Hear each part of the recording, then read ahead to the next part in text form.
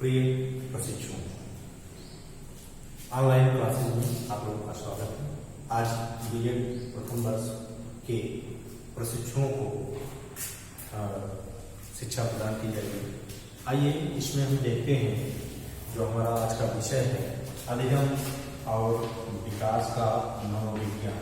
अधिगम और विकास का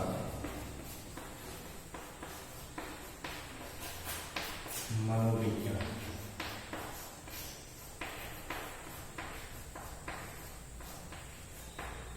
देखिए, अधिगम और विकास का जो मनोविज्ञान का हमारा जो पेपर है, इसमें हम आपको व्यक्तित्व बता रहे थे। बहुत ही इस पेपर का महत्वपूर्ण भाग, इसमें जो है व्यक्तित्व में आपको हम व्यक्तित्व के अर्थ बताए, व्यक्तित्व की विशेषताओं को बताए। उसके बाद हम जो अगला टॉपिक अगला आपको हम बताएंगे, वह टॉपिक थोड़ा सा जुड़ा हुआ है हमारा, जो आपको पिछले वीडियो में हम व्यक्तित्व के प्रकार बताए। तो सब व्यक्तित्व के प्रकार को थोड़ा सा एक बार हम समरी जो है एक बार आपको रिपीट करना चाहेंगे, क्योंकि जो है आपका जो अगला टॉपिक है वह जो है इससे जुड़ा हुआ है। एक बार आपको रिवाइज कर दें। देखिए, तो व्यक्तित्व का वर्गीकरण जो किया गया था वह जो है वो 3 प्रकार से किया गया था, जिसमें जो है आपको शारीरिक रचना के आधार पर, समाजशास्त्रीय रचना के आधार पर और मनोवैज्ञानिक रचना के आधार पर। ठीक है, ये 3 प्रकार के आपको बताए गए, जिसमें जो है शारीरिक रचना में शक्तिहीन बताया गया था, खिलाड़ी बताया गया था, नाटा बताया गया है ना। उसके बाद दूसरा जो हमारा प्रकार था वह समाजशास्त्रीय प्रकार। समाजशास्त्रीय प्रकार में आपको जो है उसके व्यक्तित्व के 6 प्रकार बताए गए थे, जिसमें जो आपको बताया गया सैद्धांतिक बताया गया, आर्थिक बताया गया था, सामाजिक बताया गया था। उसके बाद राजनैतिक, धार्मिक और कलात्मक, मतलब कुल मिलाकर के ये जो आपको बताए गए थे, कहीं न कहीं उसमें जो है इस प्रकार की विशेष जो है कुछ न कुछ गुण दिखाई देते हैं, इसलिए जो है उनका व्यक्तित्व जो है इसके आधार पर हम लोग निश्चित करते हैं। उसके बाद मनोवैज्ञानिक प्रकार आपको बताया गया था। तो मनोवैज्ञानिक प्रकार आपको एक बताया गया था, उसमें मनोवैज्ञानिक 2 प्रकार के बताए गए। मनोवैज्ञानिक जो व्यक्तित्व बताए गए थे, उन्होंने जो है 2 प्रकार का बताया था। क्या क्या बताया था? एक तो उन्होंने ये बताया था कि निश्चित रूप से एक व्यक्ति ऐसे होते हैं जो अंतर्मुखी होते हैं, इसको जो है निश्चित रूप से आपको पिछले वीडियो में पढ़ाया गया। दूसरा जो आपको बताया गया, वह जो बताया गया था बहिर्मुखी, वह जो है वो आपको पिछले वीडियो में बताया गया। अब आइए आज हमारा जो मूल टॉपिक है, जिसको हम लोगों को पढ़ना है, उस टॉपिक पर चलते हैं, जिसमें जो है हमको आज पढ़ना है व्यक्तित्व के विकास को प्रभावित करने वाले कारक।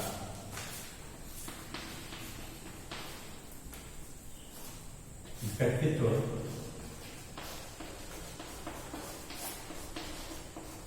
के विकास को प्रभावित करने वाले कारक।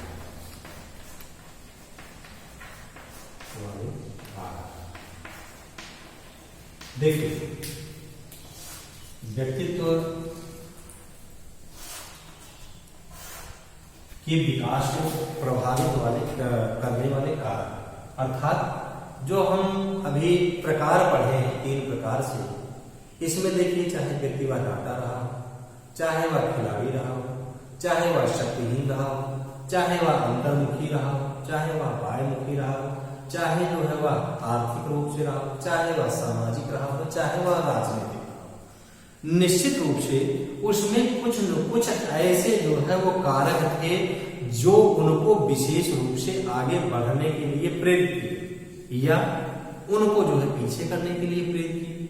आज हमको ये देखना है इस बिंदु में कि व्यक्तित्व जो हमारा है कैसे जो है अच्छा बनता है, किससे जो है लोग हमको हमारे व्यक्तित्व का आकलन करते हैं।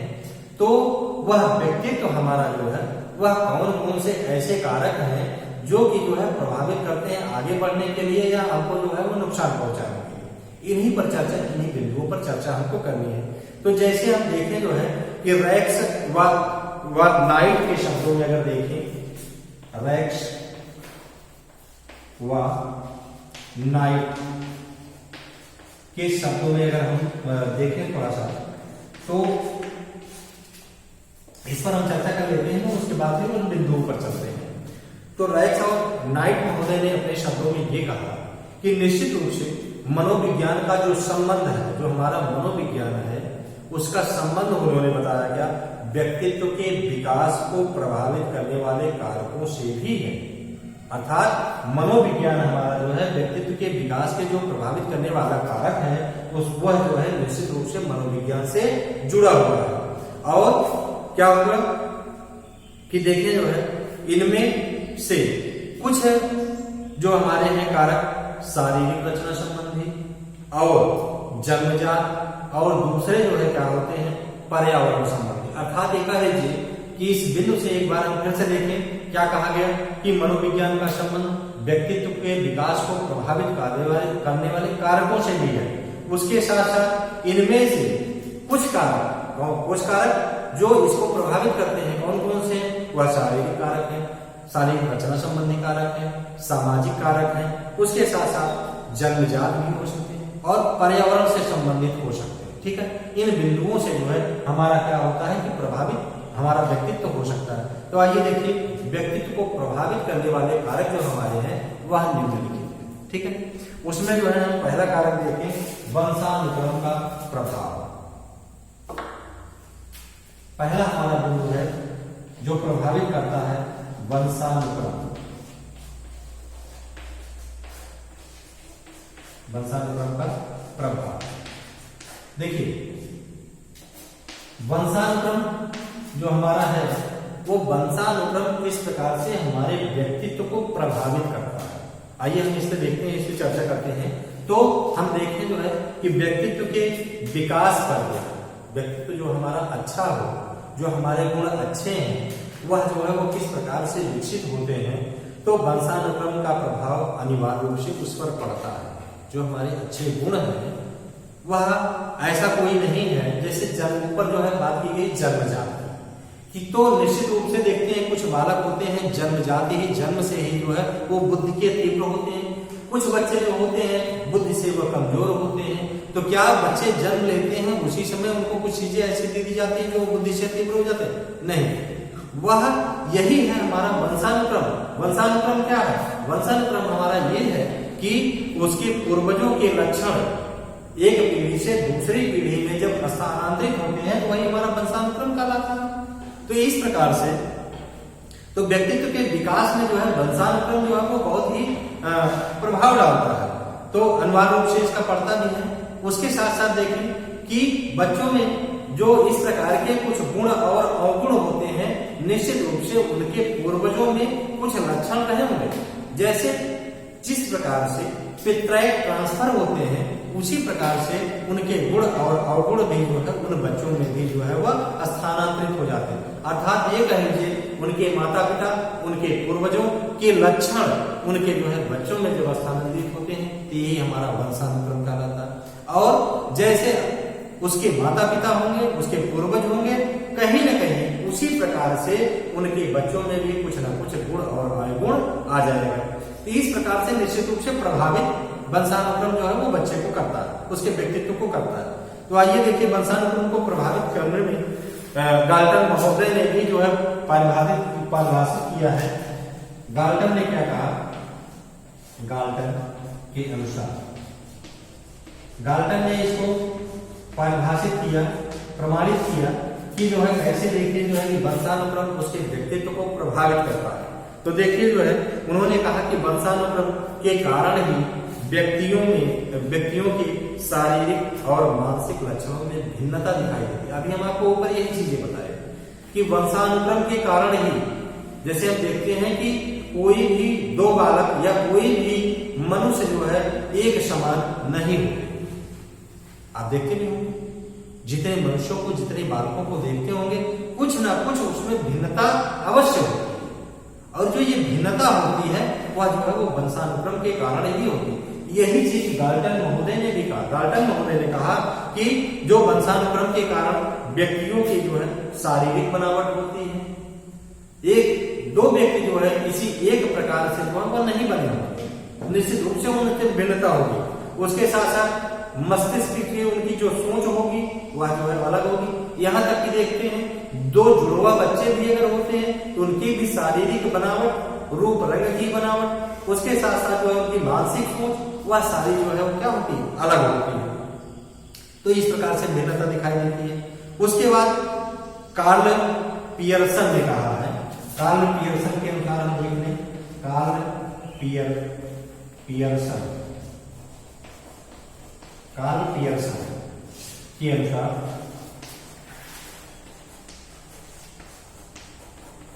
कार्ल पियर्सन के अनुसार अगर हम देखते हैं तो कार्ल पियर्सन के अनुसार उन्होंने भी यही कहा। इसमें थोड़ा सा जो है एकदम से ला करके प्रयोग रूप में आपको कार्ल पियर्सन महोदय ने दिखा दिया, व्यवहार में दिखा दिया कि क्या परिवर्तन होता है। तो कार्ल पियर्सन ने क्या कहा, कार्ल पियर्सन ने कहा कि कुलीन एवं व्यवसायी, कुलीन से तात्पर्य यहाँ मलिन से है या निम्न वर्ग से है, कुलीन या जो है वह व्यवसायी, कुलों में उत्पन्न होने वाले व्यक्ति, ठीक है, गरीब वर्ग में, कुलीन वर्ग में उत्पन्न होने वाले व्यक्ति, या एक जो है व्यवसायी वर्ग में उत्पन्न होने वाले व्यक्ति जो है बालक। हमारा क्या होता है, साहित्य, विज्ञान और राजनीति के क्षेत्र में भी जो है वो यश को प्राप्त कर लेता है। अर्थात अगर हम कहें कि कोई बच्चा गरीबी में जन्म लिया है, गरीब परिवार के यहाँ जन्म लिया है, वह साहित्यकार नहीं हो सकता है, वह वैज्ञानिक नहीं हो सकता है, वह डॉक्टर नहीं हो सकता, तो यह जो है इम्पॉसिबल है, वो पॉसिबल है। क्यों है? क्योंकि उसका ये निश्चित हो जाता है कि उसके पूर्वज यदि कभी इस प्रकार से रहे होंगे कभी भी, और उसके पितृक यदि उस बच्चे में ट्रांसफर हो जाते हैं, तो निश्चित रूप से वह बच्चा चाहे जो है वह गरीबी में हो, चाहे वह अमीर के यहाँ हो, चाहे राजनीतिक हो, चाहे जहां हो, वह अलग व्यवसाय को अपना सकता, अलग कार्यों में महानता को हासिल कर सकता है। इस प्रकार से अगर हम वंशानुक्रम के संबंध में देखें, सारांश में हम कह सकते हैं, निष्कर्ष रूप में हम कह सकते हैं, निष्कर्ष को जो है स्किनर महोदय ने जो है निष्कर्ष को स्किनर और हैरीमैन महोदय ने दोनों ने कहा कि निष्कर्ष में अगर हम देखें, निष्कर्ष में जो है दो लोग जो है मिलकर के निष्कर्ष उसका दिए, वो कौन, स्किनर और हैरीमैन, स्किनर और हैरीमैन।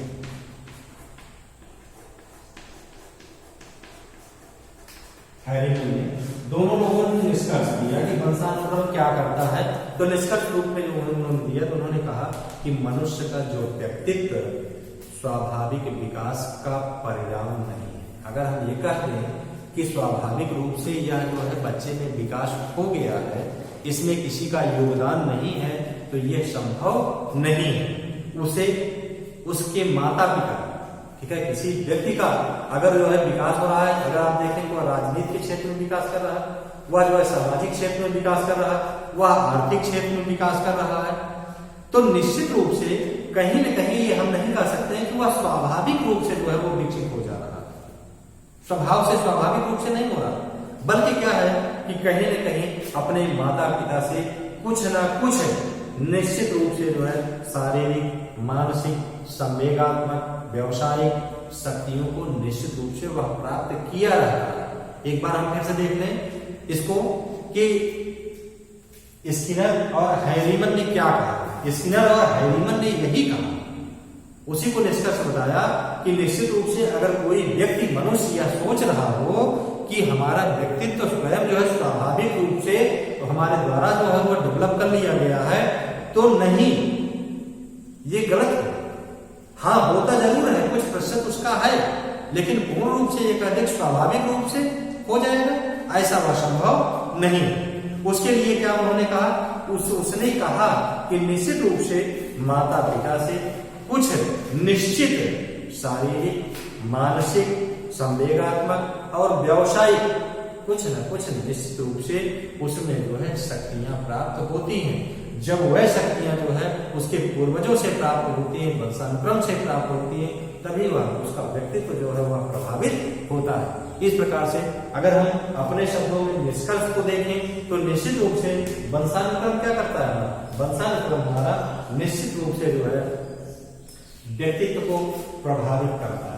ठीक है, इस प्रकार से वंशानुक्रम हमारा जो है देखते हैं कि वह निश्चित रूप से व्यक्तित्व को प्रभावित करने का कार्य करता है। उसके बाद आइए जैविक कारकों का प्रभाव देखते हैं।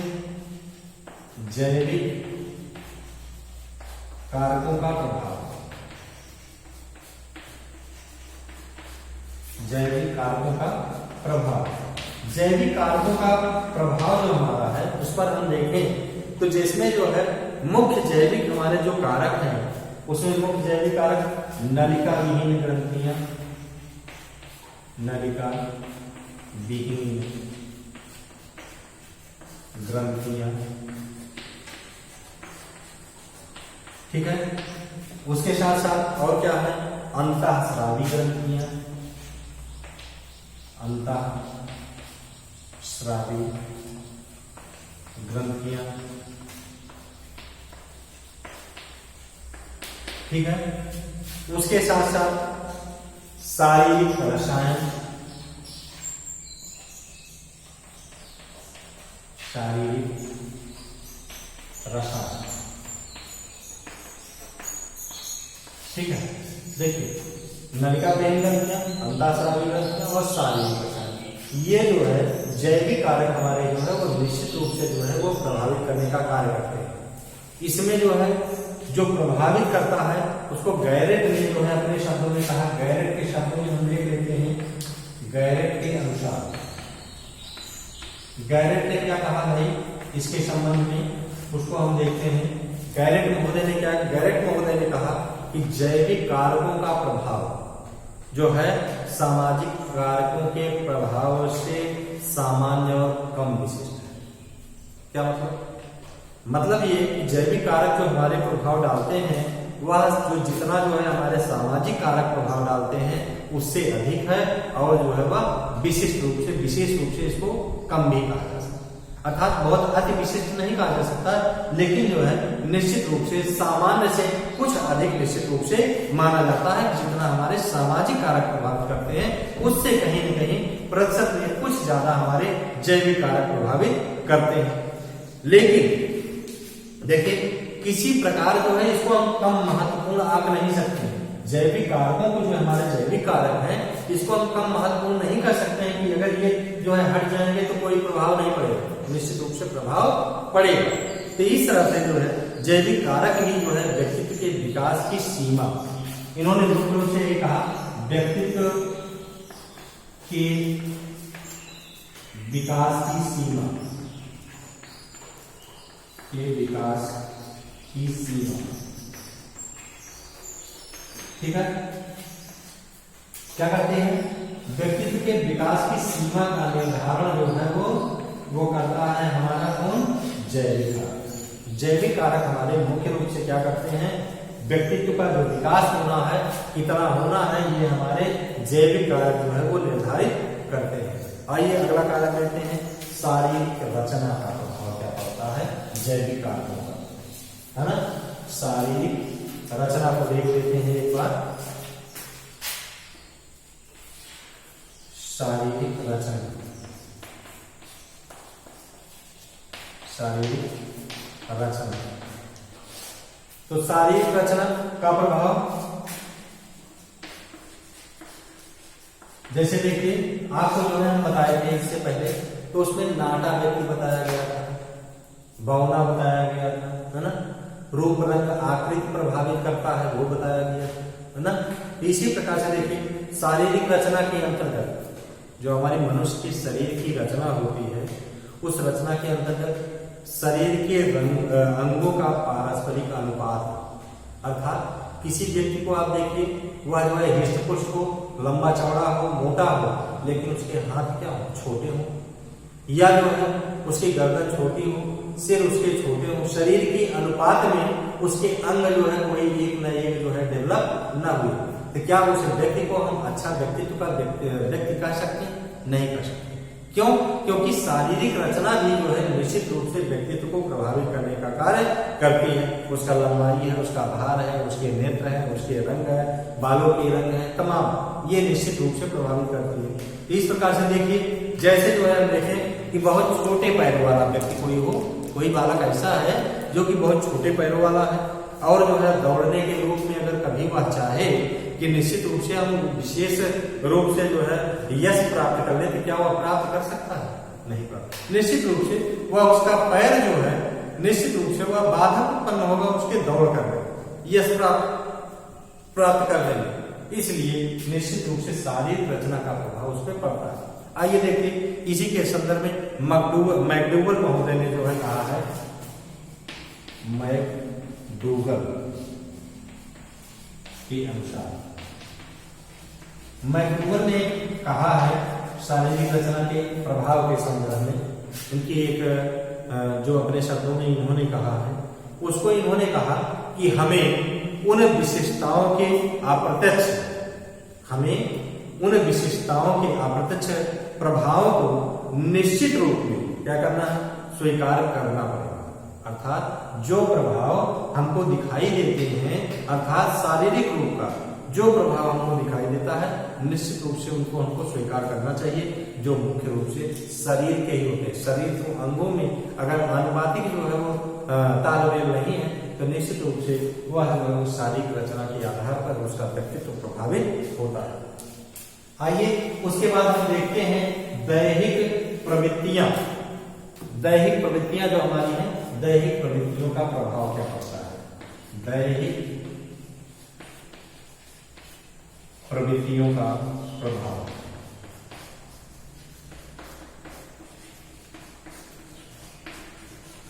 ठीक है, दैहिक प्रवृत्तियों का प्रभाव क्या है, इसको हम थोड़ा सा देख लें। तो हमारा देखिए दैहिक और दैहिक प्रवृत्तियों के कारण शरीर के अंदर दैहिक प्रवृत्तियों के कारण शरीर के अंदर रासायनिक परिवर्तन होते हैं, जिनके फलस्वरूप व्यक्ति में महत्वाकांक्षा, आकांक्षाहीन, सक्रिय एवं निष्क्रिय बनता है।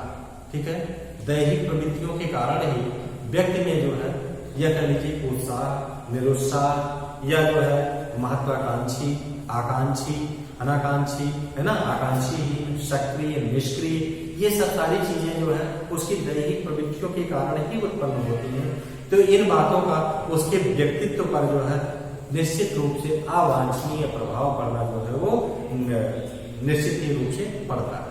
आइए देखिए वुडवर्थ महोदय ने इसके संबंध में कहा है, वुडवर्थ के अनुसार, वुडवर्थ ने दैहिक प्रवृत्तियों के संदर्भ में क्या कहा है, थोड़ा सा हम लोग देखें।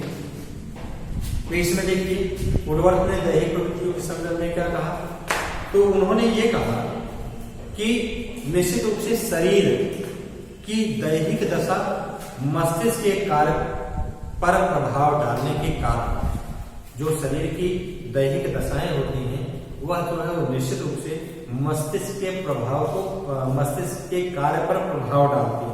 ठीक है, उसके साथ साथ क्या होता है, व्यवहार और व्यक्तित्व को प्रभावित करती है। क्या करती हैं, दैहिक जो प्रवृत्तियां होती हैं जब मस्तिष्क के कार्य को हमारे प्रभावित कर देंगी तो वह क्या होगा, वह निश्चित रूप से हमारे व्यवहार को प्रभावित कर देता है, जो कि जो है सामने परिलक्षित होता है, दिखाई देने लगता है। उसके बाद आइए जो है मानसिक योग्यता का हम प्रभाव देखें क्या है, मानसिक योग्यता का क्या प्रभाव, मानसिक योग्यता का प्रभाव। मानसिक योग्यता का प्रभाव क्या है, तो देखिए व्यक्ति में जितनी अधिक मानसिक योग्यता होती है उतनी ही अधिक वह अपने व्यवहार को समाज के आदर्शों और प्रतिमानों के अनुकूल, एक बार फिर से देखें, व्यक्ति में जितनी अधिक मानसिक योग्यता होती है उतना ही अधिक वह और उसके जो व्यवहार होते हैं उन आदर्शों की तरफ जो है वो अधिक सफल बनाता है, प्रतिमानों को जो है अधिक देता है। उसके साथ साथ परिणामता क्या होता है कि उसके जो है व्यक्तित्व का उतना ही अधिक विकास होता है। अर्थात कह लीजिए कि जिसकी सोच जितनी अच्छी होगी उतना ही अच्छा कार्य वह समाज के लिए जो है करता है और उसका व्यक्तित्व वही जो है वो प्रभावित होता है। अल्पकालीन अल्प बुद्धि वाला व्यक्ति अपने निश्चित रूप से वह ना तो आदर्शों को समझ पाता है ना तो जो है वह कार्यों को समझ पाता है और ना उसका वह विश्लेषण ही कर पाता है कि ये हमारे द्वारा जो कार्य किए जा रहे हैं या उचित है या अनुचित है। इसलिए जो है अब जब वह अपने कार्यों को जो है प्रभावित नहीं कर पाता है, नहीं समझ पाता है, तो निश्चित रूप से समाज में वह चाहे जिस प्रकार के कार्यों को चाहता है वह उस प्रकार के कार्यों को वह करता रहता है। ठीक है, उसके बाद आइए देखते हैं भौतिक वातावरण का प्रभाव क्या है। भौतिक वातावरण, भौतिक वातावरण कैसे जो है वो व्यक्तित्व को प्रभावित करता है। तो देखिए भौतिक या कह लीजिए यह जो है प्राकृतिक वातावरण, या जो है अलग अलग देशों में अगर हम देखें इसको उदाहरण के रूप में देखें कि अलग अलग देशों का अलग अलग प्राकृतिक वातावरण है, तो उस अनुसार अगर हम देखते हैं तो उसका सब लोगों का व्यक्तित्व भी अलग है। जैसे हम पहाड़ी लोगों को देखें, निग्रो लोगों को देखें तो क्या है, मरुस्थल के लोगों को देखें तो उनके शरीर की बनावट अलग है, उनका रूप रंग अलग है। निश्चित रूप से तो शरीर की बनावट जो हमारी है, उनके जीवन की विधियां, रंग, रूप सब अलग पाए जाते हैं, इसलिए जो है इनमें अंतर पाया जाता है। तो निश्चित रूप से वह व्यक्तित्व को प्रभावित करते हैं। आज आप इतना जो है जाने कि व्यक्तित्व को जो प्रभावित करते हैं, विकास को जो है अवरोधक या उसको बढ़ाने का कार्य करते हैं, जिसमें जो है आप जाने जो है वंशानुक्रम का प्रभाव, जैविक कारकों का प्रभाव, उसके साथ साथ शारीरिक रचना का प्रभाव और जो है जाने आप दैहिक प्रवृत्तियां, मानसिक योग्यता, उसके बाद जो है भौतिक वातावरण, इतना आप जाने। इसको आप अध्ययन करिए, जो भी दिक्कत हुई संपर्क करिए आप।